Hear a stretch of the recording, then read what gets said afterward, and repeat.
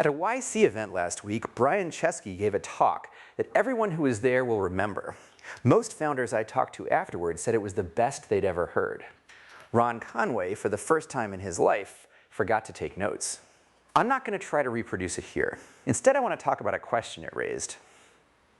The theme of Brian's talk was that the conventional wisdom about how to run larger companies is mistaken.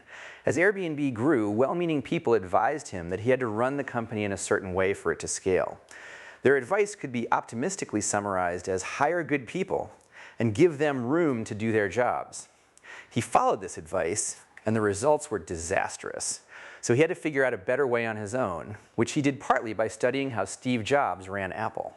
So far, it seems to be working. Airbnb's free cash flow margin is now among the best in Silicon Valley.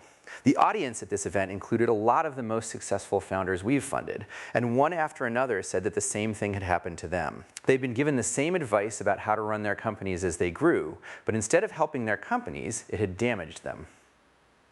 Why was everyone telling these founders the wrong thing? That was the big mystery to me, and after mulling it over for a bit, I figured out the answer. What they were being told was how to run a company you hadn't founded.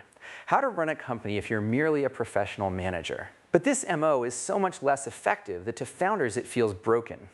There are things founders can do that managers can't, and not doing them feels wrong to founders, because it is.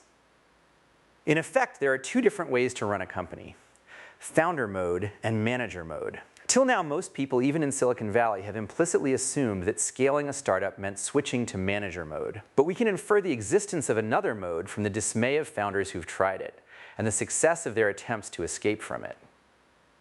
There are, as far as I know, no books specifically about founder mode.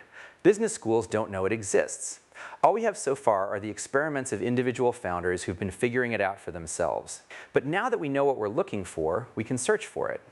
I hope in a few years founder mode will be as well understood as manager mode. We can already guess at some of the ways it will differ. The way managers are taught to run companies seems to be like modular design, in the sense that you treat subtrees of the org chart as black boxes. You tell your direct reports what to do, and it's up to them to figure out how. But you don't get involved in the details of what they do. That would be micromanaging them, which is bad. Hire good people and give them room to do their jobs. Sounds great when it's described that way, doesn't it? Except in practice, judging from the report of founder after founder, what this often turns out to mean is hire professional fakers and let them drive the company into the ground. One theme I noticed both in Brian's talk and when talking to founders afterward was the idea of being gaslit. Founders feel like they're being gaslit from both sides, by the people telling them they have to run their companies like managers, and by the people working for them when they do. Usually when everyone around you disagrees with you, your default assumption should be that you're mistaken. But this is one of the rare exceptions. VCs who haven't been founders themselves don't know how founders should run companies. And C-level execs as a class include some of the most skillful liars in the world. Whatever founder mode consists of, it's pretty clear that it's going to break the principle that the CEO should engage with the company only via his or her direct reports. Skip-level meetings will become the norm instead of a practice so unusual that there's a name for it. And once you abandon that constraint, there are a huge number of permutations to choose from.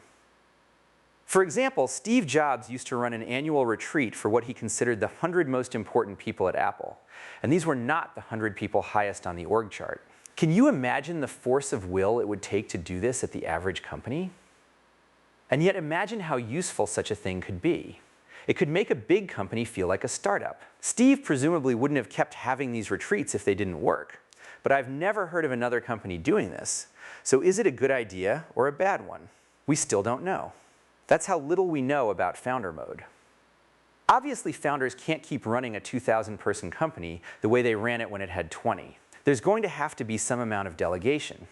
Where the borders of autonomy end up, and how sharp they are, will probably vary from company to company. They'll even vary from time to time within the same company, as managers earn trust.